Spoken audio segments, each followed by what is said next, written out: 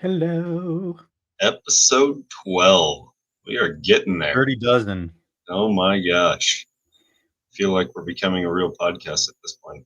Maybe. This is really just the same shit we chat about in Yeah, the garage when I pick up rats and stuff. right. That's funny. Yeah. So this episode, project planning, Project planning. getting the most value out of your projects, Yep. thinking about it. And yeah, if you're out there watching, like, share, subscribe. And anything else for the intro? Hit the notification bell. Yeah, that so thing. That thing. So you can always catch an episode. And yeah, we'll get into multiple different aspects of project planning and yeah. And catch up for the week because there was a show this last weekend. There sure was. Big show.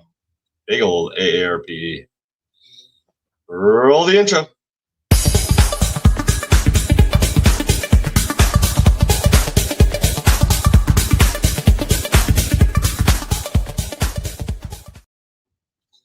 So We're back. how was your week?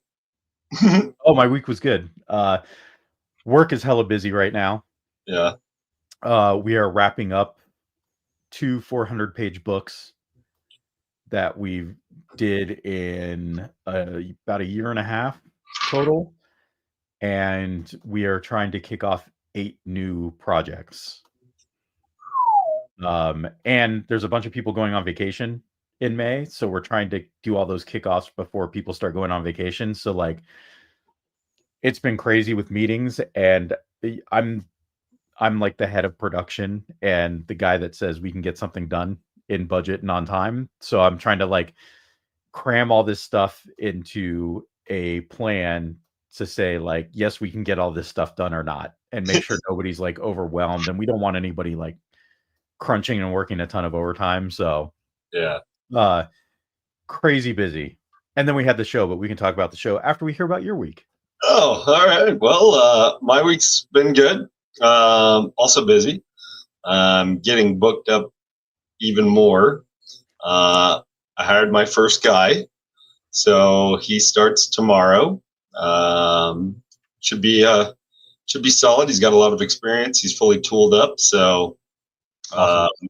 taking him out on his first job tomorrow, and we'll see how it goes. And then hopefully he can start doing some jobs on his own too, because I'm booked out for like a month right now, and it's a good thing though. It's a good thing. Yeah, it is a good thing, but that's the scary thing about this industry. If you get booked out too far, then people start going elsewhere, and you lose out on jobs and revenue and all that kind of fun stuff. So, or your estimate's wrong because tariffs hit you. And yeah, I give them an estimate, they approve it, and then a month from now, everything's twice as much. So,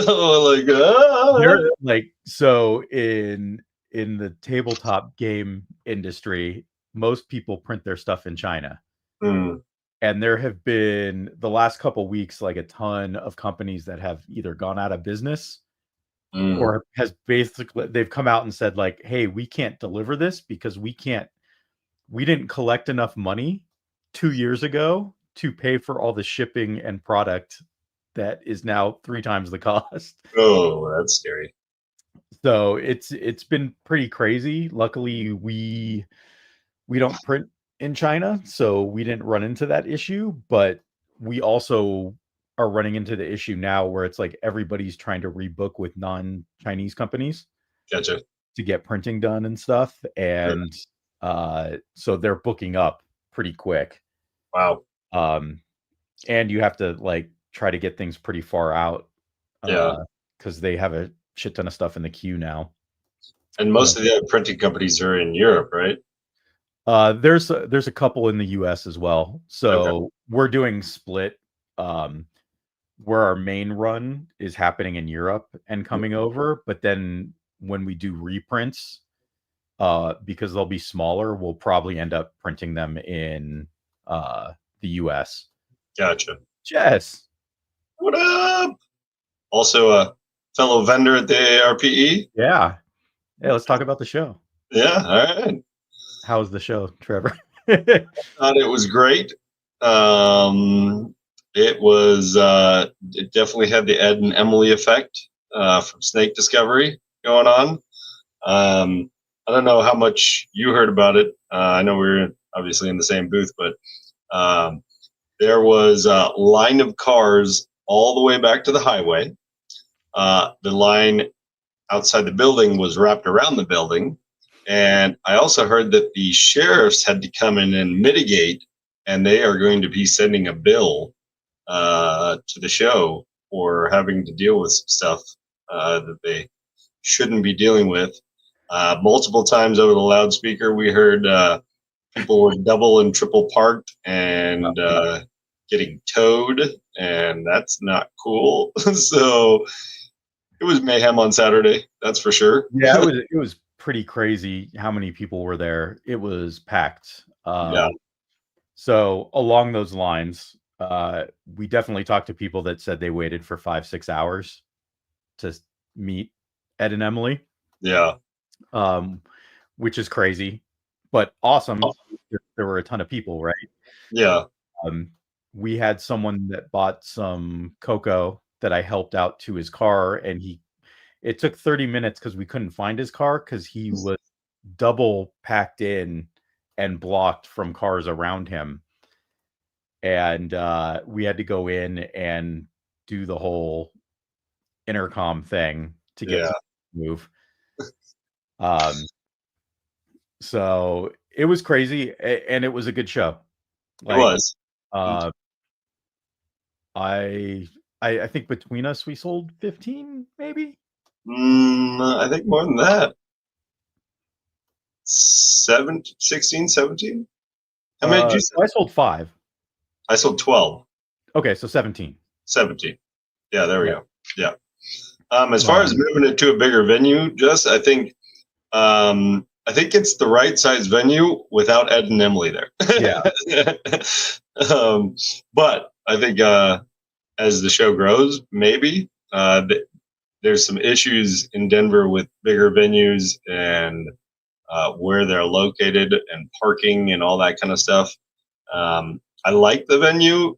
I feel like in actual Denver would be nice, but they definitely have some kinks they need to work out there. So What's like? I guess I would say what is bigger, the Western complex, the right, yeah. yeah, So like the first reptile show that I went to here in Colorado was at the National Western Complex, and that venue could house double easily, right? But the problem with that one the is parking there is it's parking, and it's if you want to park it's anywhere worse than the near, place we yeah, were at. it's worse than this one, and it could be $10 parking there, which I don't know. I think does somebody want to drive half an hour, 45 minutes, and spend the money on gas, or does somebody want to drive right down the street and pay $10? I You guess for us Denver people, you could take the like train really, in. yeah, Yeah, right, it drops you off right there. right, yeah. I've done that when I went and saw it was Pantera. Oh yeah, I've done that It for every sporting event downstairs yeah, or yeah, downtown. Yeah, it drops you off right there in front of the right, right. but yeah, no, the show was great though. I love the variety of that show, Yeah, and I saw a lot more variety this time as well. yeah. Um, so I think as long as they can keep bringing people from outside Denver and keep the variety up, like I think it'll keep growing. I think so. Um, and again, like I think this was a little bit of an outlier with Snake Discovery being Hmm. there. Yeah, Um, I know parking was an issue last time, but it wasn't like this. nothing like this. Last Nothing. time I think it was just because they don't really have lines Right. anywhere and it's kind of just dirt. Dirt parking lot. Yeah. But yeah. Couple more shout Um outs. What up, Danny? What up, Creative? What up, Chase? Want to say what up to those guys. But all in all, it was a great show. Yep. I It definitely was slower on Sunday. than it was on Saturday. But it was one of the busier Sundays I think that Yeah. we've seen. So at that show, so I felt like that was good. I haven't heard total ticket sales yet, but I'm sure it was I'm sure it won for most tickets sold at AARP in Denver, at least, Yeah. for this location. Yet, because obviously I've vended all of them. So, um, but sales were good. Sales Yeah, were and it was a good mix of sales. good. Like I wouldn't say it was like high end, but like I sold a couple like entry level snakes, normals that were pet that weren't labeled. And but I also sold a couple $300 snakes. So Yeah. it wasn't all just, $50 to $100 stuff things. Yeah, I think I sold the least amount of $50 to $100 Yeah. snakes I've ever sold, but also I didn't bring as many, I guess, too. So I sold quite a few of the $250 to $300 snakes, hides, bells, some specialty snakes, that kind of stuff. So I thought all in all it was great. We sold Coco for Fred and AJ also, which was great. I didn't sell any adults, which was kind of a bummer because I wanted to move some adults to do some upgrading, but that happens. You got to In move fact, it to Morph Market auctions. yeah, exactly. Guess more market. Here we come. But That's right. but all in all, good times. And the boys came yesterday. Yep. On They Sunday. were phenomenal. I was so worried about that. And I found out that their iPads last exactly 6 hours of battery life. So You needed a longer cord, so you just get it back there behind the curtain. yeah, they found their little fort behind the curtain. Yep. That was great. So Looking cool. forward to the next one. Yeah. Hopefully, next one I'm off the wait list and I Yep. have my own table. Was actually thinking about that today with some of the winnings from the show and upgrading some stuff. But all in all, it was good. Yeah. So And I told Nick when I went to sign up for the October one, if you get a table, take over the people that never talk to us next to us.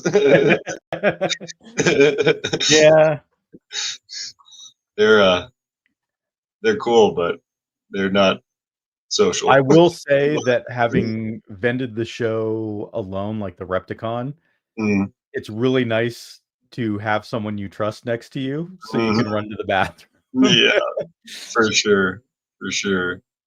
So, all right. Hey, Uh, project planning. I do not have an adult desert ghost at clown have VPI. I have plenty of clown and VPI in the same snakes, but no DG in them. I'm more of a lace guy, so and they're not going anywhere. Sorry, Keith. One more quick. Yeah. 338 less than last week. We're Yep. still going down. Yep. Still going down. Yeah. Not as much as it was. There were a couple weeks where it would drop like almost 1,000. Right. But in the last 8 weeks, we're down 5,100 ball pythons on Morph Market. Yeah. Getting closer to that 30,000 mark. I think we're coming into the time where we're probably going down maybe 1,000 or But the hatchlings are all starting to get posted. So yep. It's evening out, but I'm glad to see we're still going down. So and I still see people bitching online going, there's too many ball pythons. And I'm all like, man, last October there were 42,000 ball pythons on Morph Market. We're down 10,000. Much better. Yeah. I'm starting to get inquiries about snakes on Morph Market. So sold your first one, right? Yep. Yeah, there you go. Today I got a sale. It was a buy it now, and it freaked me out because I got no message from anybody. Just a hey, somebody purchased a snake. And I was like, hi. Do you have any questions? Danny also sold his first on Morph Market as well. So shout out to Danny. Congrats, brother. Danny. Yeah, yeah. All right. So I know people have heard me talk about my wife's favorite snake, who she calls boyfriend, on the air, and that is the one that sold, and she's very upset with me. They're breaking up. Very sad. Very sad. But I went upstairs and hugged her, and I'm like, "I'm sorry, I sold boyfriend." I message you. Just tell April, think business minded. That's right. Right. That's right. That's right. Okay, project planning. Project Now that planning. we've rambled for 16 minutes. Yeah. Right. Let's get into it. All right. So, are you getting the most value from your projects? So let's think about how we present the most value from a project. So the way I was going to break this down are three different avenues of breaking down a project and how you can go about it.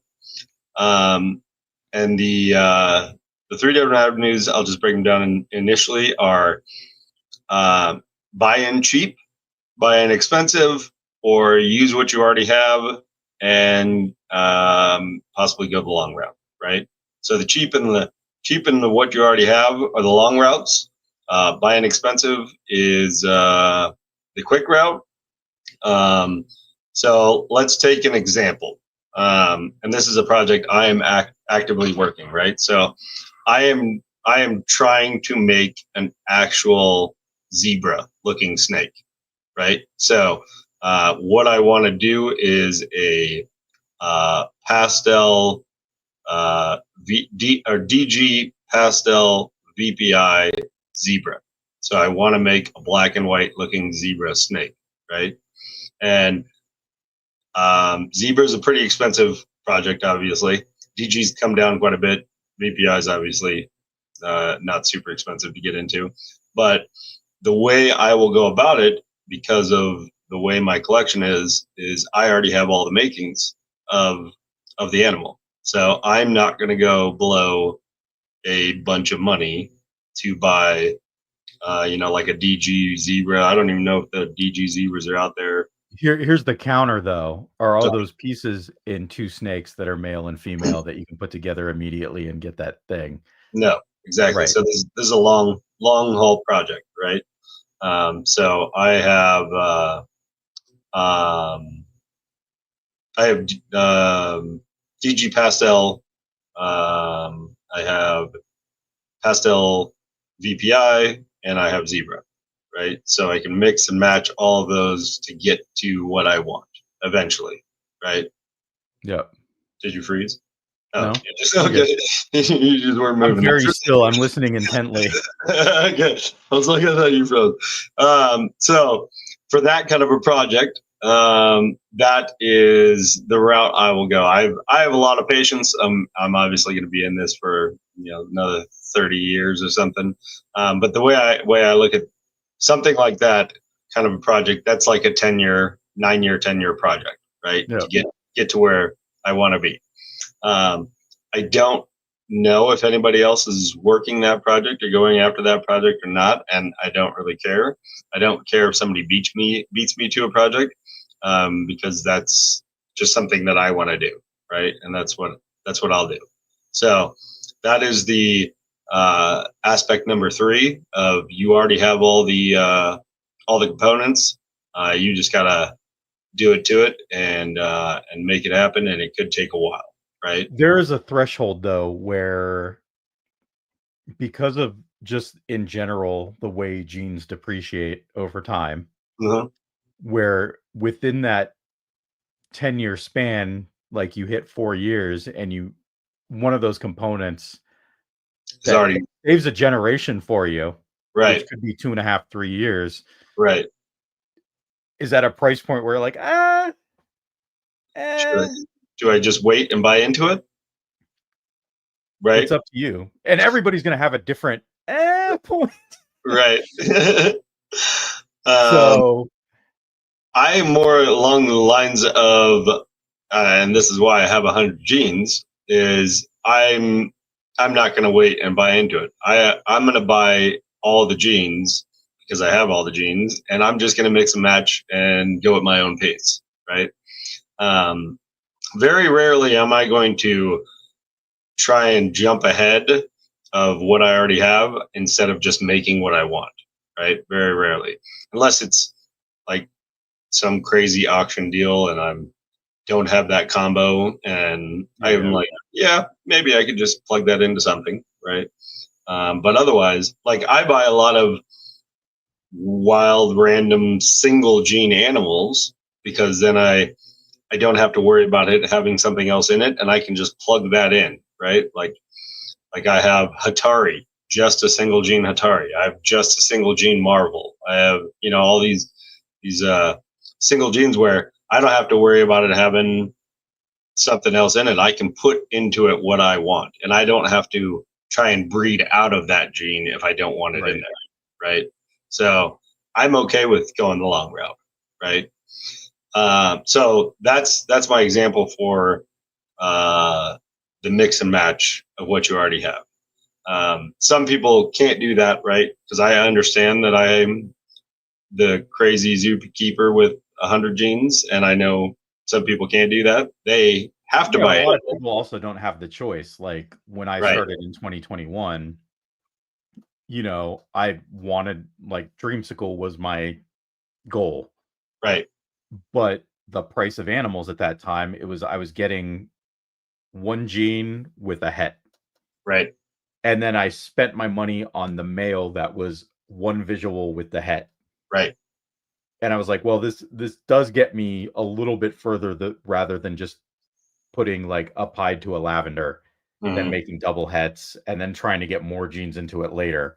For sure. Um, so like if you have the patience, great. Hmm. Depending on what your budget is, you might just be strapped into you have to go this route Yeah, because money is the great equalizer that mitigates time. very true. And space. Yeah. Space is also the great. It's between money and space, right? That's also the other great equalizer. You can't buy. Some people can't handle 100 genes and 350 snakes, and I completely understand that, right? Yeah. So it's better to buy into the gene with, or better to buy into the project at a more expensive level, because it limits the amount of tubs you have to have, right? So I 100% understand that as well, right? All right, so the other route, which is also the long route, which is also the cheap route, is buying the hets, right? Let's say you decided you wanted to have that same project, right? And you go out and you buy a het zebra female, a het DG male, and make that pairing by a pastel, het DG, another het DG female also, and put it with the male and start building that up. It's also going to be the 9-10 year plan as well, and going the cheap route to buy into it, which essentially is like what I did, right? Because I parted out. I just already have them, but that's the cheap route and the long route as well, right? And then the more expensive route is to go buy the pastel DG zebra, right? And then buy a visual BPI and then pair them together and then wait one cycle and do the pairing again, and then you're quicker into the project, right? Um, I'm not a big fan of buying a whole bunch of female pets and then trying to hit the odds and make it go quicker. Um, I'm gonna wait it out and find out what happens, and if I don't hit it in the first pairing, oh well, I got another pairing coming up the next year, right? That's my thought process. But I understand that some people are going to buy 3 or 4 females, try and hit it on the first round, Yeah. first pairing, and make it on the second round, and do the pairing, and that's completely fine. And That's there is no right or wrong way to do it, right? that's generally the way that I did it when I was building my collection Right, was I could afford hets with like one gene in them. right, And what I did, I again tried to mitigate it with the male, where, I got a yellow belly lav het pied, Hmm. uh, a fire leopard pied het lav. Hmm. Those are my 2 males that I first got, but the way I did the pairing was all the het pied females went to the yellow belly lav het pied. So I Gotcha. knew all the visual pieds I hit were 100% lav. Right. So I knew that I had dreamsicle animals coming Exactly. rather than playing the odds going the other way. Right. Um, but that's the way I again, I think I've mentioned that on average, I think I've spent maybe $300 on per animal that I have, Hmm. and I think I have a pretty decent collection. Yeah, for sure. um, Your and then collection is also pretty focused, right? yeah, yeah, Which is I stayed pretty focused on a couple. And I've ventured out recently into other stuff, but um, I think it's because I understand it a little bit more. great. And the things that I ventured out with are visuals, like Yeah. my puzzle mail. Right. Right. Um, because I'll take that and put it to all the visual females that I have for like Mm. lavender and stuff like that. To make the double heads. Yep. Yep. So anyway, and then the third, or I guess the second method would be spending a ton of money, Right. which is pretty self-explanatory. Right. And that's buying the DG zebra or the. Hmm. I don't even know if there is DG zebras right just yet. I know there's visual pastel zebras. I know there's DG VPIs, right? So buying the visuals of those and just doing the pairing, making double heads, screwing those up, and then you got it, right? So that's the other route to go, and that's definitely the more expensive, but you pay for speed, right? So Good except for job, Danny. Danny. Danny has 3 DG zebras. That's right. Yeah, I mean, anytime you up the number of recessives in a project, it's a multiplicative problem. It's not additive. Right. So like you start getting into triples and quads and it's crazy.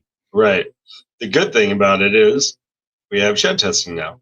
Yeah. So even when you do the triple head and you get 2 visuals out of it, you can test for the third Yep. and know right away if it has the third or if it doesn't have the third. But it cuts the project time but significantly. And Right. it cuts your space. And we've talked about this before. You don't have to hold back the whole clutch and prove them Right. out to figure out which one's which Right. anymore. Which is huge. At least with a lot of genes. There's still some that you got to do it with, but Right. you know, Yeah. Still waiting on that monsoon, Charlie. Charlie. but Monsoon has some pretty heavy visual markers. Yeah, I can So definitely, I can definitely tell him a het monsoon. yeah. I could tell a het Um, zebra too. So there's also like just talking about projects in general, like you also have to consider your goals in there. So like mm, not only is Dreamsicle a goal for me, but I have other goals like number of clutches I want to make, the average amount that I want to when I sell an animal, I want to hit like the 250 mark for the average cost for an animal that I sell. mm, Um, Also, I just want to be able to sell animals. So like, we've gone back and forth about like even right before the show, I was considering buying just like 3 breeder ready females to fill out my collection to hit my clutch goals, but also that is like banana pied stuff that I know that sells at shows. mhm, Um, and that's all stuff I plan for too. mhm. Like I, s- I'm pretty meticulous about planning 5 to 8 years out Right, and updating that a couple times a year. right. Um, and so it's not just the project in general, but it's my collection, it's my business goals. Mhm. Um, so I don't know. Um, Maybe that's a little off topic for specifically project planning. Well, I think that's also project planning, right? Yeah.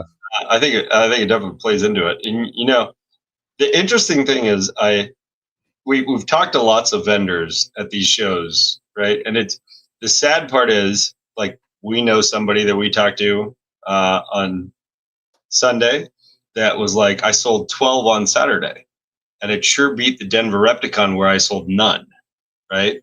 And you talk to these vendors, you walk around and you look at the tables, and I tell you right now, if you had a table full of pieds, bananas, bells, and all $200 to $300 pets, you'd sell out of tables and you'd make money at every show. And you just don't see these tables. That's the thing, right? And we know what sells at the shows. The customers tell us what they want, and we still don't breed for these tables full of these animals. And you want to make money at shows, you got to have what people want, right? Yep. And people so looking for bamboos, right? I sold the bamboo. I brought don't see a lot of bamboos at shows. right, exactly. And the funny thing is, this guy used to have bamboos at shows, and I know he did, and I know he sold them, and he doesn't have the bamboos anymore. So I think I'm thinking of picking up an Odie ivory pied just to cater to those people. I have one of those for sale. Yeah, you had one in the case. I had one in the case, Chase. An adult Chase. He is currently paired to a cinnamon pied right now. Since he didn't go at the show. I'll tell you what else sells at the show: beef jerky. Beef jerky. Oh my gosh, that That guy sold out of beef jerky halfway through Sunday. That's ridiculous. Ridiculous. That is awesome. But yeah, I mean, I know a guy that does 38 shows a year and does 5,000 a show. Right? Those are good numbers. Right? And I know what he brings. And he brings what people want. Yeah. Right? And he has an amazing setup. Oh, did you freeze? There you go. He has an amazing setup. He's very personable. He's talking to people all day long, but it's still, he has the animals that people want. Yeah. Right. And if you breed because you want to make money at shows, that's what you need to breed. Right. Yeah. Like I like shows. I'm a bit of an introvert, but I do like shows. You were talking to people this weekend. You were doing great. No, I could. Yeah, I know. I'm getting better at it. Okay. But I right away I noticed, hey, like I'm focused on a dreamsicle project, but not a lot of people are going to come to a show and spend $800 on a dreamsicle. Right. But I sure as shit was selling the fire yellow bellied het pied 66% het lav. That was the stuff that I wasn't keeping back for my own projects because they were like $125. Right. And it's something that's bright and a little bit different from just the brown snake. Another thing that really sells, spiders. That's right. I know, some people just don't want to deal with them, but they do sell at shows. They sure do. Anything bright stuff with calico. Yeah. But and on the flip side, I know a guy that was at this show that had, I think his average price point was like $1,500 to $2,500, and he didn't do so hot. Right. And he's well known and he has amazing animals, but he didn't do so hot. This was especially with the Ed and Emily effect, right? This was a ton of pet people. It was a ton of kids. And parents that were like, well, I think we'll get her first pet or his first pet. Right. And it's like, okay, they're going to walk over to 5280 or Nature Box and $200 to buy an enclosure and the stuff they need. And then they're not coming back to buy an $800 snake. They're coming back and buying $100 snake. Right. For sure. And this is all just information that, you learn and you should know over time, so that way you're doing your project planning. And it's like you said, Trevor, when we were talking about our collections, is you have a percentage of your collection that's just, this is show fodder. Yep. This is the mid-range animals, and these are my high-end, like, this is the shit that I'm into projects. Mm-hmm. And it's realizing that, and I think everybody learns that probably over time, and if you don't, you're not going to be doing this very long, or you're going to get frustrated. You're right. But it's like, okay, I have to shift some of my animals to just Show fodder. even the stuff. Here's some other planning and thinking about it, is like the other project that I somehow ended up with a lot of, and it was an accident, was the Batman project. Mm-hmm. I ended up getting a deal on some clowns. They ended up, like, 2 of the 3 of them ended up being leopard head clowns with a couple other things. Mm-hmm. I ended up buying a male that was spot nose clown. And so I kind of ended up with the Batman project. Yeah. But then after I did that first show with you, I went and bought a banana leopard Enchi het clown girl that was breeder ready from Brock. Mm-hmm. Because it was like, well, I might still hit a really cool fucking snake. Right. But as long as I hit bananas, Then you're fine. then I have show fodder. Right. Yeah, and that I don't know if I've ever explained this, but that 25% of my collection that is show fodder is geared towards $100 to $300 snakes, right? Mhm. And that's why I say I'll never upgrade them, because I'm not looking to get them out of the show fodder category, right? Yeah. If I can go to shows and make 2,500 to $5,000, like, that's all I'm looking to do. That's perfect, right? On a 150, 250, $300 snakes. That is absolutely perfect, right? Because you bring a whole bunch of $1,000, $1,500 snakes to a show that is 90% pet people. You're not selling stuff, and it's not even. You might as well not go to the show, because anybody, especially when you know your local market and you know all the breeders around here, like, there's no reason to go to a show to meet people that you already know, right? You might as well just go to their house, or they come to your house, right? So the entire goal of the show is to get animals for pets, for people that are looking to buy pets, and then hopefully they get into and catch the bug, right? And become breeders. Like, I hate that I don't know his name, but that kid is fucking awesome. And the one that had the booth? Had his first booth in the same room as Ed and Emily. Didn't have any. He's a bright kid. He's bought some amazing animals from me, and he's an aspiring breeder. But he didn't even have any animals at this show. He had a great idea where it was like $20, and people could build their own micro enclosure, and he had all the little components to build it, and he sold a ton of them. He also had, like, coloring books and like crossword puzzle books, and like I think he did pretty well. Especially in the Ed and like, the entire line for Ed and Emily was in front of his booth. That kid, and I'll spend $20 while I'm waiting 5 hours. Yeah, right. Give me the crossword book, because I'm going to be sitting here for a while. He did very well. So the first show I vended alone was the Repticon back last October, I think, or last September. Maybe it was November. I can't remember when it was. And I filled up my table with some snakes I grabbed from Trevor. And Trevor gave me some bananas and stuff like that, some stuff that was good show fodder. And there were 3 couples that wanted the banana, and they kept going back and forth and then going to like Nature Box or somewhere because they were trying to get an enclosure put together. And it was like a race for whoever was the first couple back and bought the snake.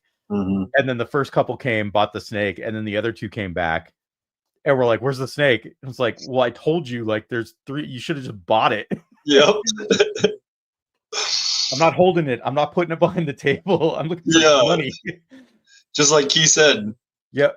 the 3 ladies that wanted the same spider banana. That's what triggered the memory of it. Right.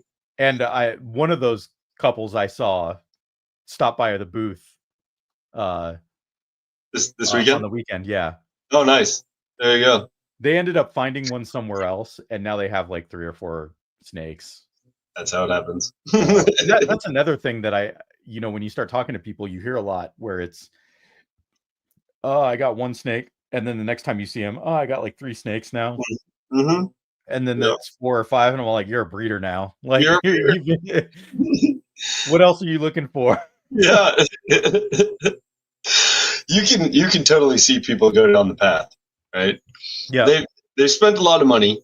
They love the animals, and then how do you start recouping the money? Is you just start breeding them, right?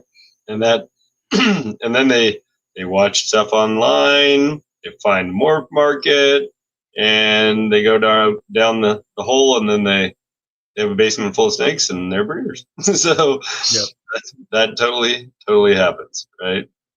So I think it's great, and and the best part about those shows, and I've said this every time, is getting to let the kids hold the snakes, because those kids will grow up to be breeders. They are. I just imagine little Justin at like 10 years old, and I'm like, hold this snake. You're gonna be the next Canova. Don't worry about it. Yeah. Did you see the one kid? He came back twice to hold the same snake. Yep. And then his dad gave me money, and I was like, "You don't got to do that, man." Yeah, Right? I saw that. Yeah, but nobody else would let him hold snakes, and I was like, "Please come, hold the snakes." Hey, I Chase, was love that that. the guy that got the cocoa on Saturday? Because I think I saw him like late Sunday at your booth. Nice. Oh yeah, But they are like yeah, trees. no, the shows are awesome for seeing stuff. I do really really like shows. Mhm. Even though it goes everything against my will. Yeah. I am definitely like really mentally exhausted after shows because it is one of those things where I think I have to push myself a little more to talk to people than other people do. Mm. So, I get home and I'm just like, oh, I'm done. Yeah, I noticed at this show, I started really fading Sunday afternoon, and you were Yeah, picking up the slack. You were doing great, bro. yeah, My voice was starting to go out. Like halfway through Sunday, I started feeling the hoarseness. I'm dealing with the kids, which were yep. great, but you were all star in it for sure. Uh, like I was really trying to get that one more sale Yeah, just because I have the 6 eggs in the incubator and only have 5 slots left in the hatchling rack. So yeah, I gotta. Well, I freed it up today. yep. There it is. Yeah. It happened. I think the next show is the Show Me show in Loveland, Yep, which is May May. 31st, June 1st. Yep, end of May. Yes, he called me at Yeah. like 3:30 Sunday and was like, "Hey, are they still available?" Yes, that's what's up. That's the best. Yep. Yeah, so I think the best idea for project planning is to, I mean, I might be biased, right? But is to plan for breaking up your collection into multiple levels, multiple stages. For show, if you're going to do shows, have a percentage of your collection for show fodder. I think having a large percentage for entry level and mid tier breeders is a great way to go. and then if you can swing it, do the high ends, right? But that's just me because that's what I have. But I also think that that's a great route to go. Yeah, no, I haven't fixed my electrical problem yet. I need to do that. I need to wait till I get another bonus from work. We got to do a whole panel upgrade. Yeah, it's working right now. It may impact my ability to expand quickly, but like the only thing left on my list for this year to expand is 3 more breeder females and a sunset male. There you go. I might have So I might have a sunset male for you here soon. yeah. So like I'm not too worried right now. And my job is really good about quarterly bonuses. So like I'm not sweating it too hard. If it wasn't taxes this quarter, it would have been okay.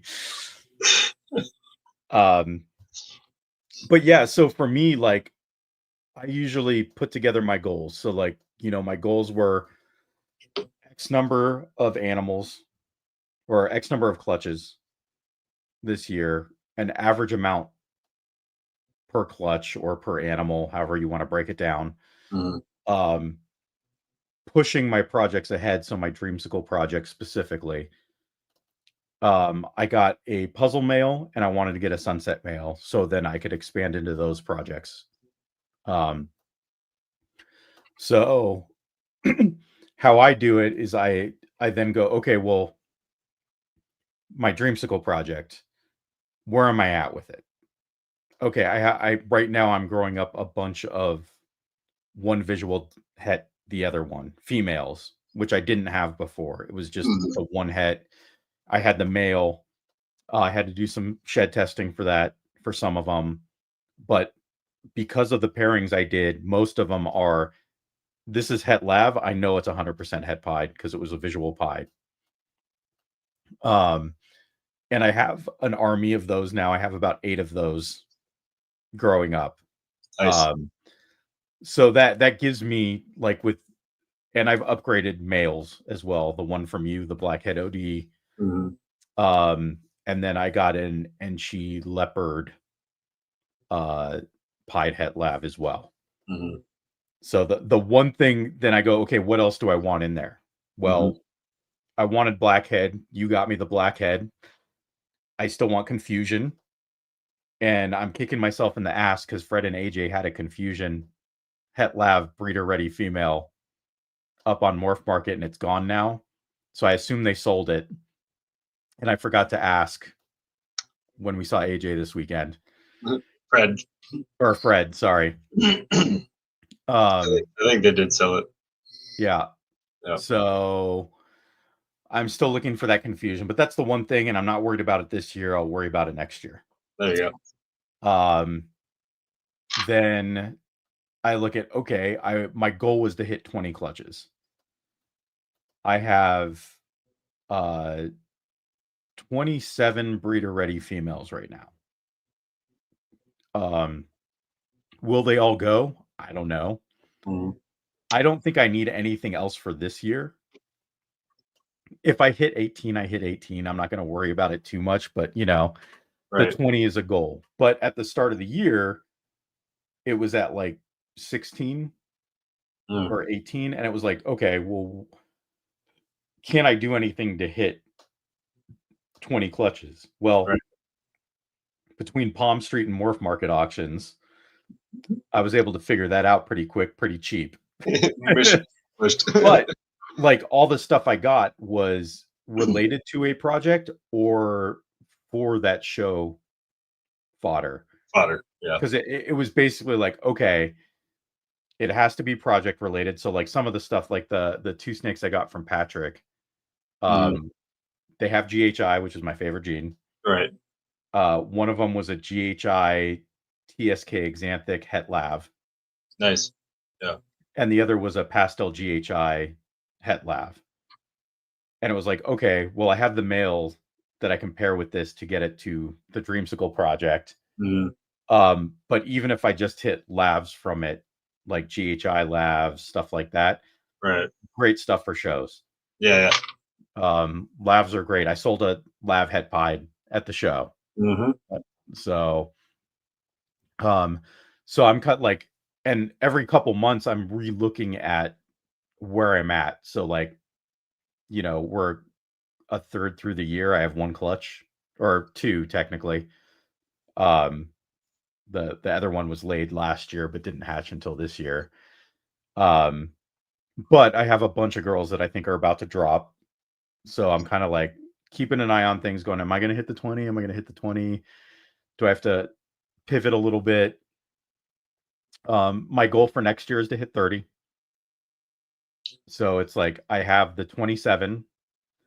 I have about, I think, 6 more that are going to be to size next year. That should be to size as long as they don't stop eating or anything. Right. And then I probably need to get 3 more. And that's the 3 that I'll buy this year for next year. Yep. There you go. Um, so, and then the year after that, I want to hit 40. Mm. So, and like I planned this out for like 8 years, and I kind of already have a buy list for every year up until 2029. And I have other stuff in there too. Like I want to get an incubator or not, Yeah. ultrasound. Ultrasound. Yeah. Although I think I'm going to move the ultrasound to next year and get the upgrade to the show stuff, get the Okay. display cases and stuff like that. And I think I'm going to double down on shows. Yeah. So I'm kind of changing that goal from this year a little bit. Yeah. Um, You're learning more about the shows, and you're like, yeah. And right? I mean, I could completely go like, hey, I had a banger show and get the ultrasound anyway. Yeah. Yeah. Or We had that talk where I was like, I don't know if your display means anything or not, but I think it does. I think it does. I think it has an effect, right? I don't know that it has to, like my displays, my table. I don't have the ARS next level. Mine are. I think I paid like $300 total for all of those, and then I just painted them, right? yeah. But I still wanted to have the feel that I was just a guy with some snakes, without having to be like, because I'm not really trying to do this as a business, right? And I don't want to look like 100% that I am a business. And I don't know. I feel like it works for me. I love the ARS green displays. And I think they're very cool. And I may get them at some point too, and move away from the deli cups, in my displays. But I really like my displays, and they were so freaking cheap. And for me to rattle can them and clear coat them and make them look how I want them to look, they don't look like anything else anybody else has. And I like those first couple shows I made the little display case. Yeah. And spray painted it teal and had the little plexiglass thing to open it. Yeah. Like you do what you got to do. Yeah. Like that's another thing we explain to a lot of people. And Snake Discovery even has a video on it where they make a budget tub enclosure for an animal. And it's like I priced one out for somebody and it's like $130 on Amazon. You can get everything. Right. And honestly, like if you go to Craigslist, Facebook Marketplace, you can probably find all this stuff for like next to nothing. Yeah.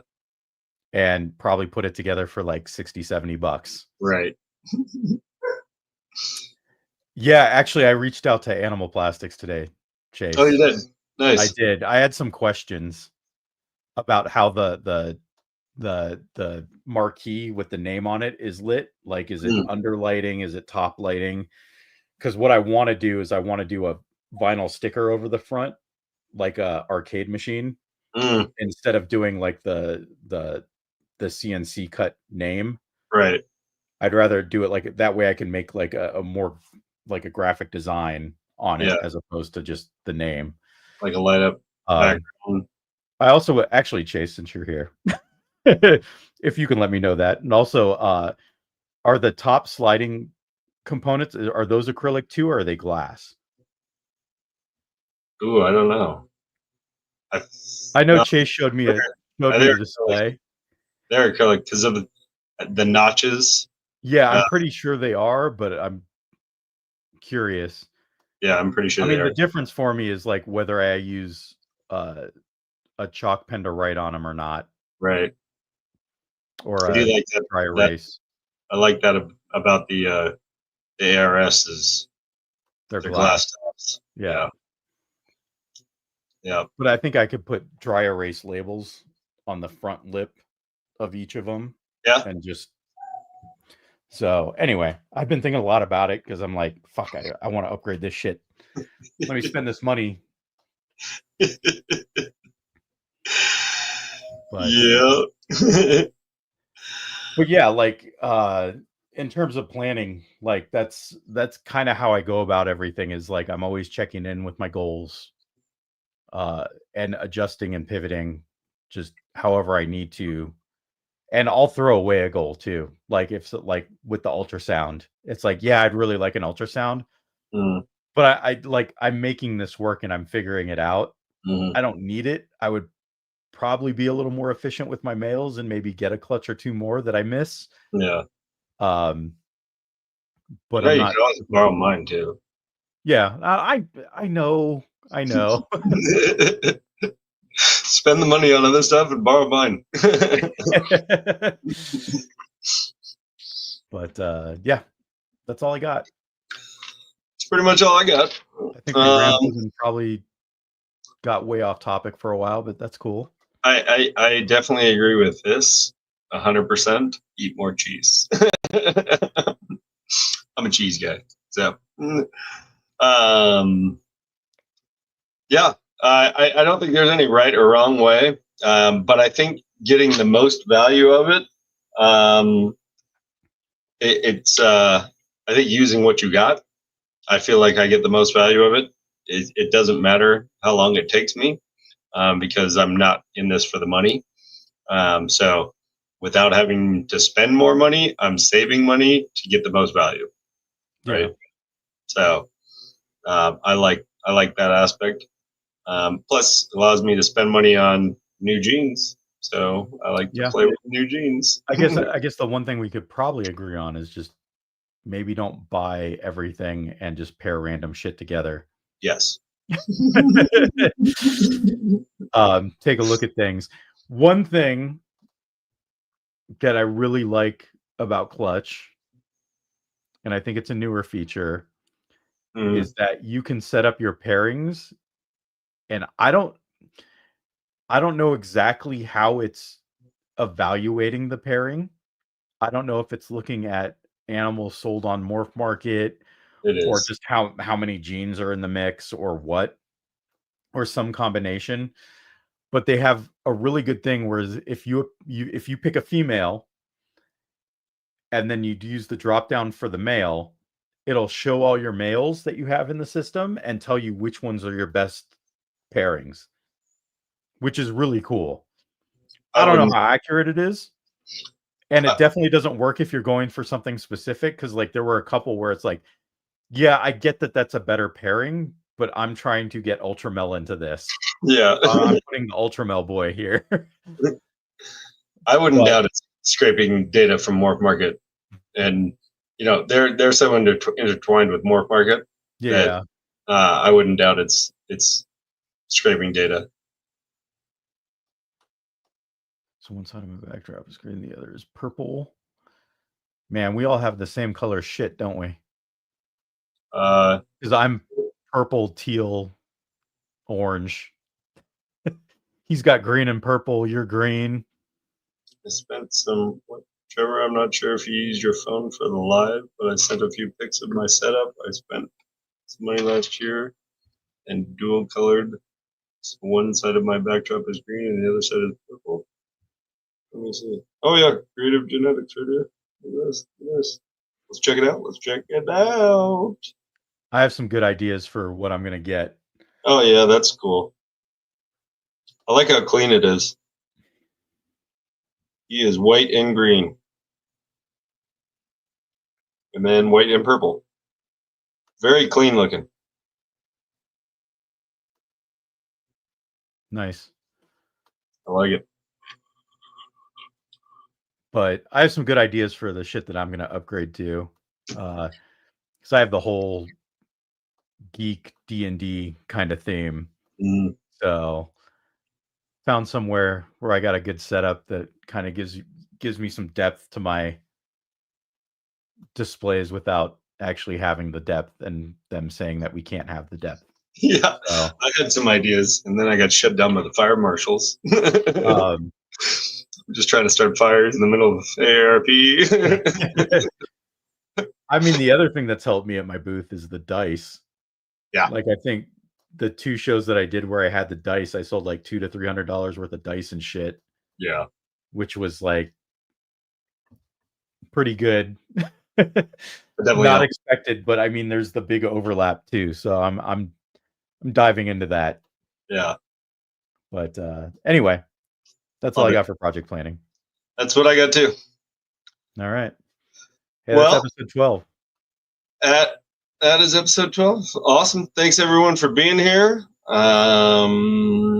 Please like, share, subscribe, hit the notification bell, all that fun stuff. Hold on. What's 13? Oh, we're talking about feeders next week. This is going to be a big U.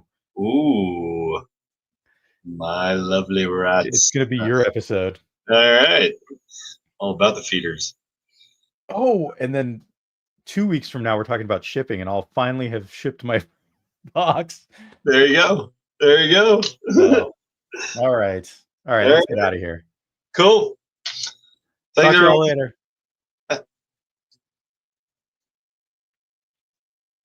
Hit the button. Troy.